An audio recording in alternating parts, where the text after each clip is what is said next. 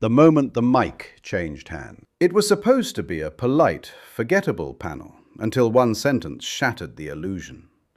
One voice, steady and clear, stood up, not just to speak, but to shift the ground beneath her. Like, subscribe, share, comment. If this story shakes you, stirs you, or even stops you in your tracks, don't let it go unheard. The lights were soft, the backdrop CNN slick, and the room carried the kind of expensive quiet only polished power can afford. A media event disguised as open dialogue, framed with faux neutrality, surrounded by names the public knew, voices the networks trusted. Anderson Cooper was there, the calm anchor of civilized debate, with his signature lean and clipped cadence that never wavered, even in friction. And there, seated at the edge of the row, was Karoline Leavitt, young, controlled, too quiet to be dangerous, or so they assumed. The air was anticipatory but safe, a room built for containment, not collision. But energy doesn't always announce itself with thunder. Sometimes it hums low, sharp, like the buzz before a wire snaps. Caroline didn't raise her voice, didn't shift in her chair, but the moment her mic crackled alive, something in the atmosphere stiffened. Her words weren't loud, they were exact. They didn't attack, they questioned. And that, in a room full of answers, was far more dangerous. She didn't start by shouting about the border. She asked why stories of fentanyl, crumbling law, and broken promises were treated as impolite interruptions in elite conversation. She didn't swing, she sliced, and for a second the panel just blinked. Until Anderson Cooper leaned in and said it, "Know your place, Caroline." 5 words, quietly delivered, but they exploded like glass shattering on marble. Time stopped. No one moved. Even the moderator looked like he'd seen lightning strike the conference table. Cameras didn't cut. They zoomed. And Caroline, she blinked once, not in shock, not in fear. Then she smiled. Not a grin of charm, not submission, but the kind of smile you see on a chess player who's just seen 5 moves ahead. She stood calmly. No rush, no flinch, no script. Her mic was still clipped, her face steady, her steps deliberate. This wasn't rebellion, one viewer would later post. It was precision. It was intention. She turned, halfway to the audience, halfway to Anderson.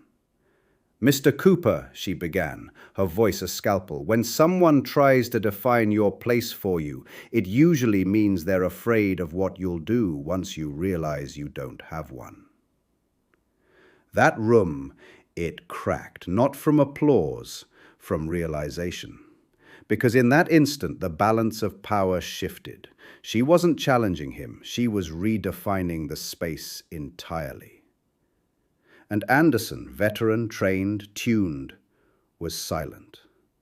Caroline didn't gloat. She pivoted. "Let's talk about the southern border," she said. Like the irreversible fracture. Not because she was the loudest, but because she stayed quiet where others screamed, calm where others cracked. She didn't demand attention. She took command. What followed was a master class in composure and message control. Anderson tried to respond. She didn't cut him off. She let him speak. Then calmly she said, "Let's keep it above the belt this time." The audience didn't gasp because she'd insulted him. They gasped because she hadn't. She'd reframed his insult. She'd handed it back to him, wrapped in poise and velvet steel. She didn't play his game. She changed it. From that point forward, the narrative wasn't about a panelist being put in her place. It was about a crisis, the one she demanded they address. While others clung to the decorum of delay, she went straight to the point. Families torn apart, border towns overwhelmed, media too busy preening to tell the truth. And for the first time that night, the room didn't look at her like a guest. They looked at her like a storm. But not the way the media elite had intended. Not as a slapdown, not as a lesson in deference. It was being reclaimed, rising like smoke across timelines, reshared with pride, bolded by women, echoed by journalists who had seen too many voices silenced too soon. Caroline Leavitt didn't tweet. She didn't boast. She didn't post a selfie or share a statement. Her silence screamed louder than Anderson's entire career. And that's what terrified them most. The clip of the exchange, Anderson's smirk, Caroline's response, her pivot to border policy, exploded online. No spin, no studio cut, just the raw moment unfiltered. A flash of authenticity in a media world so overproduced, it had forgotten how truth even sounded. Conservative influencers rushed to praise her. Masterclass in composure, she flipped the narrative mid-sentence. She didn't fight for a seat at the table. She built her own. But what surprised everyone, even Caroline's allies, was who else spoke up. Moderate independents, left-leaning students, apolitical moms, people who didn't always agree with her politics, but saw something they couldn't ignore. Control, grace, steel beneath skin. She didn't answer their question, one progressive commentator snapped. No, someone replied. She answered the one they were too afraid to ask. It wasn't just what she said, it was what she didn't. She didn't cry. She didn't storm off. She didn't apologize. And that restraint, that unyielding calm, that made her dangerous. Backstage, the CNN producers whispered about recovery strategies. The moderator, pale and still flustered, avoided. The next morning, while editorial meetings scrambled to soften the fallout, Caroline Leavitt had already become the conversation. Not the controversy, the conversation. Her name was passed around coffee shops like a whisper. Her face paused mid-sentence on millions of screens. People weren't just watching, they were re-watching, studying. And Anderson? Silent. Wounded pride beneath designer poise. CNN released a vanilla statement. We value all voices. Tensions naturally rise during passionate debates. A non-apology for a broadcast bloodletting. But viewers weren't fooled. They'd seen something they weren't supposed to see. A woman stand up, speak out, and not back down. They tried to pivot, change the subject, bury the moment under the next breaking headline. But truth has a funny way of hanging around. And then the signs appeared. Local rallies, town halls, college dorm rooms, handwritten posters. Know your place is right here, front row. They tried to silence her. She took the mic instead. She didn't yell. She just didn't obey. For every cable segment that dismissed her as theatrical, 3 new podcasts broke down her brilliance, frame by frame. Political analysts were forced to acknowledge the shift. She disrupted the hierarchy, said one. No, said another, she exposed it. And still, Caroline said nothing. No network tour, no victory lap. She simply posted a single sentence on X, formerly Twitter. We have a crisis at the border. I will not apologize for making you talk about it. 40,000 shares. No hashtags needed. Just truth. Meanwhile, the storm only grew. Think tanks tried to write her off as media-trained. Columnists called her performative. Strategists labeled her calculating. But every word of dismissal only made her authenticity glow brighter, because the people watching had already decided this wasn't theater, this was revolution. She didn't chase the headlines. She didn't ride the algorithms. Caroline Leavitt just kept showing up. Not where she was invited, but where she was needed. Days after the viral moment that made Anderson Cooper pause and America lean forward, Caroline stood at the back of a modest university auditorium in New Hampshire. No network cameras, no sound techs adjusting her mic, just rows of folding chairs, a local student audience, and the quiet tension that follows someone who's suddenly more than a guest. She's a question mark, a lightning rod, a mirror. The event was simple. A civic engagement panel hosted by the Political Science Department. Ordinarily, it would have drawn maybe 30 attendees and a few yawning. My grandmother waited 10 years for legal citizenship. Why should illegals jump the line? No shouting, no slogans. Just ink on cardboard and eyes that didn't look away. Caroline noticed her immediately. Locked eyes. Something passed between them. Not hostility, but honesty. And something inside Caroline shifted. When it was her turn to speak, she didn't touch her prepared remarks. She tucked the pages under her elbow, stepped away from the podium, and began to tell a story, her family's story. Of a grandfather who worked 3 jobs to buy a home for his children. Of a mother who believed in the American dream, not because she read about it, but because she lived it. Of why laws matter, why order matters, why fairness isn't cruelty, it's dignity. We're not against immigration, she said. We're against a system that rewards shortcuts while punishing patience. That's not compassion. That's chaos. And the room, some still skeptical, some still silent, began to listen. Even the ones who didn't agree with her politics leaned in, arms uncrossed. Because what she was saying wasn't filtered through applause lines or talking points. It was laced with memory and burden and belief. Then she looked directly at the girl with the sign. "Thank you," Caroline said. 2 words. Simple. But they cut deeper than any retort. You reminded me why we're here. Not to grandstand. To listen. That moment, quiet, unproduced, was captured by a smartphone camera in the front row. By nightfall, it had circled the digital globe. The caption? No shouting, no slogans, just policy and honesty. This is how it's done. It wasn't a rally cry.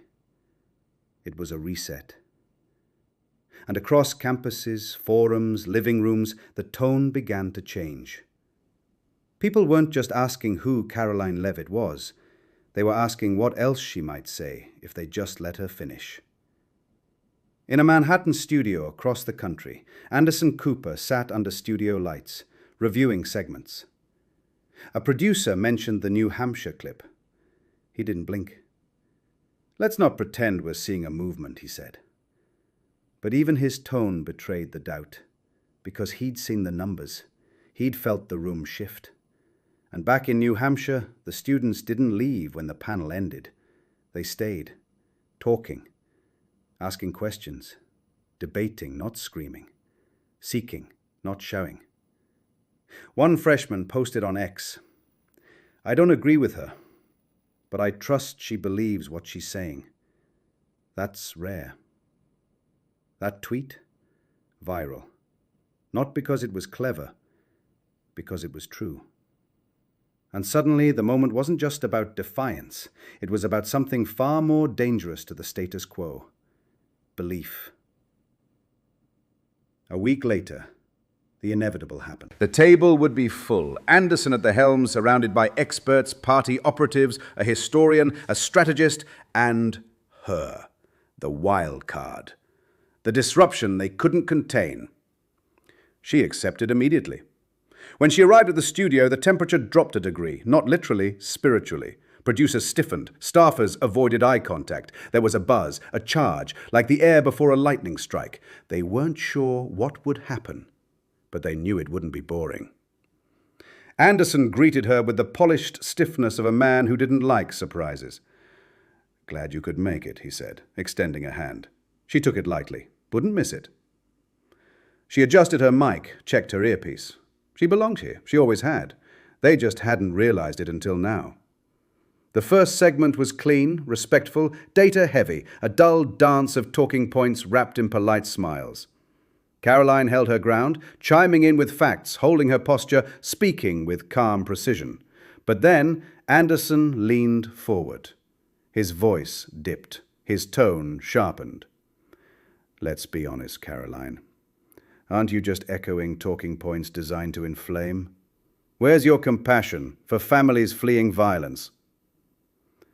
There it was, the trap, the insinuation. Not just that she lacked compassion, but that she was weaponizing cruelty. The panel turned towards her. The air thickened. Even the makeup artist paused behind the camera. But Caroline didn't blink. She leaned in. Her voice didn't rise, but it cut. Anderson, she began, what's not compassionate is incentivizing children to make a deadly journey through cartel-controlled territory. What's not compassionate is overwhelming border towns to the point where shelters run out of baby formula. What's not compassionate is making law-abiding families wait a decade while others are waved through chaos. Then she paused, just long enough. You want emotion? Here it is. My compassion is with the single mother in Texas who locks her door at night because her sheriff's department has been gutted. My compassion is for both sides of the border because chaos helps no one. Silence. Even Anderson's eyebrows twitched. A political analyst to his left jumped in, panicked by the stillness. This kind of rhetoric emboldens extremism, he said, desperate to redirect. Caroline turned to him, unshaken, unapologetic. The only thing I'm emboldening is reality. If reality is too extreme, maybe the problem isn't the rhetoric. Maybe it's the comfort of denial. The panel didn't know what to say, and the internet did. The clip hit social media before the show ended. Subtitled, clipped, repackaged, TikTok exploded, YouTube Shorts followed, tweets stormed the feed. This is how you handle elite condescension. She brought fire and didn't blink. Karoline Leavitt just flipped the room. Even progressive voices took notice. One journalist, notably critical of her politics, posted, "That matters." Anderson tried to move on, to regain control. But it was too late. When the cameras cut, the panelists scattered. Anderson stood, straightened his tie, and said one thing. "You're good. Too good to be underestimated again." Caroline didn't smirk, didn't gloat. She gathered her notes and walked out of the studio with the quiet power of someone who knew. They'd built the stage to bury her, and she'd just made it her pulpit. The next morning, the internet didn't wake up, it detonated. Every platform on fire, YouTube, TikTok, X, Instagram, overflowing with clips of Caroline's response to Anderson Cooper. Some dubbed it the flip. Others called it the silence breaker. One user simply captioned her image, "This is what truth looks like when it doesn't flinch." It wasn't just her words, it was the way she spoke them, the calm, the restraint, the absence of theatrics in a media ecosystem built on spectacle. On TikTok, teenagers recreated her speech. Instagram reels focused on how she adjusted her mic, unbothered, unscripted. One video zoomed in on her eyes mid-response with the caption, "She didn't blink, neither should we." By 9 a.m., the mainstream media couldn't ignore it. Fox News blasted, "Karoline Leavitt takes down CNN panel with facts and fire." MSNBC took a more careful approach. Heated clash with Anderson Cooper raises eyebrows. Even their own hosts, grudgingly, admitted she'd kept composure under heat. They tried to pivot the narrative toward tone. But the audience didn't care about tone anymore. They cared about truth. On Capitol Hill, something rare happened. Republican senators, normally cautious with firebrands, publicly praised her. One said, "She speaks like someone who's not trying to win an argument, she's trying to fix a country." Progressive commentators scrambled. Some mocked her as a media provocateur. Others warned, "You may not agree with her, but she connects with the disillusioned. That's dangerous."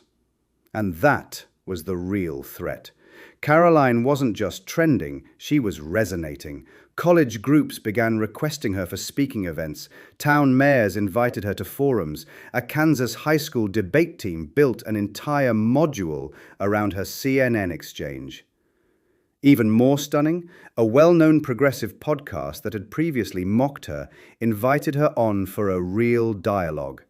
She declined. Instead, she posted a video alone, walking across the Capitol lawn, holding her phone like a mirror to the nation. No camera crew, no press team, just her voice, clear and quiet. They didn't want me in the room. Then they told me I didn't belong at the table. But I went. I spoke. And I won't apologize for saying what millions already feel. The people are ready. Are you? 1 million views in an hour. And it no longer felt like a clip. It felt like a beginning. In classrooms, people talked less about her policies and more about her presence. In offices, around coffee machines, her name passed like static before a storm. In one grocery store line, a woman was overheard telling another, "I don't care about politics, but that girl didn't shake, and that's something." It wasn't about agreement anymore, it was about authenticity. And for a country exhausted by noise, spin, and platitudes, authenticity felt like oxygen. CNN tried to recenter the narrative. They aired a segment with Anderson Cooper, piano music underneath, spliced with migrant camp footage. The tone, somber. The subtext, Caroline's rhetoric was dangerous. They included clips of her, but conveniently cut out the final quiet line she delivered. "I speak for the mother who waits 10 years, not because she's loud, but because she's lawful." The public noticed, and they pushed back. Why cut that line? Why edit that part? On X, side-by-side videos appeared, the CNN broadcast versus Caroline's unedited live stream, and the contrast, damning. Then, an anonymous CNN producer posted a thread. "I saw the uncut version, she didn't lie, we asked to air the full remarks, we were overruled." The floodgates opened. Podcasts broke down the edits, subreddits lit up with timeline breakdowns, independent journalists dove in, and the people asked, why are they working so hard to silence someone they claim is wrong? Caroline didn't respond with rage. She posted only one image, her hand holding a child's abandoned shoe found near the Arizona border, captioned, "This isn't about me. It never was." That image traveled further than any speech ever could, because people remembered. This had started not with ambition, but with a question, a challenge, a refusal to obey. And Anderson Cooper, by trying to bury that moment, had only unearthed its power. The spin failed. The edits failed. The attempts to bury Karoline Leavitt beneath condescension and orchestration all failed. Because something fundamental had changed, not just in the public conversation, in the country's soul. Across social platforms, new hashtags surfaced like protest banners. Let her speak. Uncut Caroline. Border truth. Truth is not toxic. No one coordinated them. They rose organically, fueled not by political operatives, but by people who were done being told what was too much, too soon, too extreme, or too inconvenient. Former journalists came forward. Independent broadcasters ran montages comparing Caroline's uncut footage to CNN's narrative spin. Churches aired her speech after Sunday services. College classrooms used it to discuss media bias and the danger of selective editing. Even foreign voices joined in. A conservative British MP tweeted the clip with a simple caption, "When truth is uncomfortable, censorship is cowardice. She spoke like a lion." Caroline didn't tour, she didn't beg for airtime. She returned to where it all started. A border town in Arizona, no podium, no headlines, no media handlers, just Caroline, and the people living the very policies that had ignited her voice in the first place. She met with ranchers, with sheriffs, with families, those who lived between fences and fears. At one point, a little girl ran up and hugged her. Her mother, standing nearby, was crying. She held a handmade sign. "My father was taken at dawn. You gave us a voice." Caroline didn't pose for a photo. She didn't post a selfie. She just bent down, whispered something to the child, and gave her the mic for one moment. Later that night, standing outside a packed community centre, reporters swarmed. Caroline raised a hand. "I don't want to be the story," she said. "I want truth to be." And then she turned and walked away. No theme music, no confetti. Just footsteps that echoed louder than the panel that tried to silence her. But the silence didn't last long. The very next day, something astonishing happened on Capitol Hill. A moderate Democrat senator, someone no one expected to join the conversation, quoted Caroline during a floor speech. "You don't have to love her politics to recognize courage. She walked into fire and didn't flinch." Across the aisle, jaws tightened, minds shifted, hearts, some reluctantly, opened. Caroline hadn't softened the world. She had forced it to stiffen its spine. And what followed was even more remarkable. Media outlets, burned by backlash, began airing political speeches in full.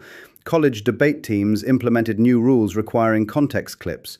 A bipartisan committee quietly drafted legislation on media transparency in panel programming. And students? They weren't screaming anymore.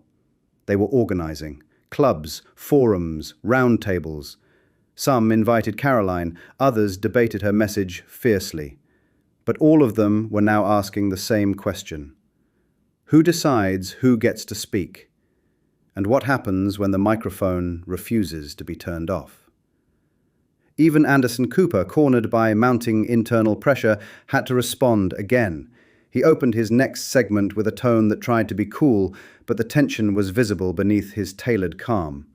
"We've seen a rise in performative outrage," he said. "People using border pain for personal glory." Then came the carefully clipped montage, the graphics, the soft piano, the same panelists.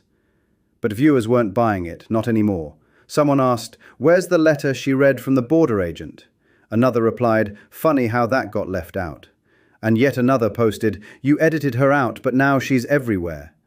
The blowback came fast. One anonymous CNN producer posted, "They told us not to air her full speech. They said it would give her power. They didn't realize it was never ours to give." That quote went viral, because the truth, once spoken, once heard, cannot be contained. And Caroline hadn't just said it, she had become it. A girl they tried to quiet had become the question echoing across the country. Not just about policy, not even about immigration, but about voice, about place, about who gets to be heard when the story gets uncomfortable. She'd redefined the stage. She didn't burn it down. She stood taller on it and forced everyone else to climb up or crumble beneath it. And now, even the silence sounded like her. 3 days after the viral broadcast, 3 days after the backlash, the edits, the spin, 3 days after the shoe, Caroline Leavitt returned home, not to rest, not to celebrate, but to write. She sat alone in a quiet room with a single desk lamp casting warm amber light across the paper in her hand. Not a speech, not a press release, a letter. It was from a Border Patrol agent who had watched her CNN appearance live. He didn't include his name, but the handwriting shook. He wrote of days spent picking up abandoned children from the desert floor, of burying emotion behind regulation, of working for a government that asked him to process pain without ever acknowledging it. He wrote about cartels outmaneuvering bureaucracy, about policies drafted by people who'd never stepped foot near a shelter, and finally, about her. "They can call you names," he wrote. "They can say you're extreme, but what you did took guts. Please, don't stop." Caroline read the letter aloud on live stream. No graphics, no backdrop, just her face, raw in the half-light, her voice cracking only once on the final line. Then she looked into the lens and said, "I won't." That phrase, 2 words, ignited the next fire. "She won't" began trending, not as resistance, but as promise. Because in those 2 words, people didn't just hear conviction. They heard permission to speak, to question, to stand, to not stop. And that's when the pushback turned venomous. The machine moved in. Think pieces resurfaced old college interviews, pulled quotes out of context, dug through social media, desperate to rewrite her as a threat, a villain, a flash in the pan. She was accused of dog whistles, called an extremist, criticized for not smiling enough or for smiling too much. Major outlets ran hit pieces, but Caroline never once played the victim. She didn't issue reactive statements. She didn't fold into apology or performance. She did something worse. For them. She kept telling the truth. She returned to the border. She stood at the wall, not as a symbol, but as a listener. She spoke with migrants, interviewed ranchers, walked with exhausted agents. She didn't filter it, didn't stage it. She just turned her phone around and let America see. And people watched, not because it was dramatic, but because it was real. Meanwhile, Anderson Cooper launched a full-segment takedown. His desk, lit in familiar CNN blue, bore the weight of tightly edited clips and carefully chosen guests. They played Caroline's words, but only half. They played the tunnel, but cut the silence. They wrapped it all in a package of polished concern. But someone noticed. The border agent's letter? Gone. The little girl's shoe? Absent. And so the people did what the media wouldn't. They shared it. Side-by-side breakdowns. Raw versus edited. Truth versus spin. And somewhere along the way, the question changed. It was no longer, was she right? It became, why are they trying so hard to silence her? Even those who didn't support her policy started defending her voice. Because something deeper had cracked. People didn't want another politician. They wanted someone who showed up, didn't flinch, and didn't lie. And that made Caroline Leavitt not just a person, but a phenomenon. A spark in a field of dry grass. By the end of that week, she was invited to forums, classrooms, even international conferences. A Dutch journalist called her the most dangerous voice in American politics. Caroline just shook her head. I'm not dangerous, she said. I'm undeniable. And maybe that's why, at her next town hall, something extraordinary happened. A student asked her, what would you say to every young woman who's told she's too much, too loud, too wrong? Caroline paused, stepped away from the mic, and with only her voice, filled the room. I'd say this. Don't you dare lower your voice. Make them raise theirs to hear you. You don't need permission to speak. You don't need to be invited. You are the invitation. And if they try to cut the mic, bring your own. That night, the footage of her answer lit up the internet. But this time, no platform could contain it.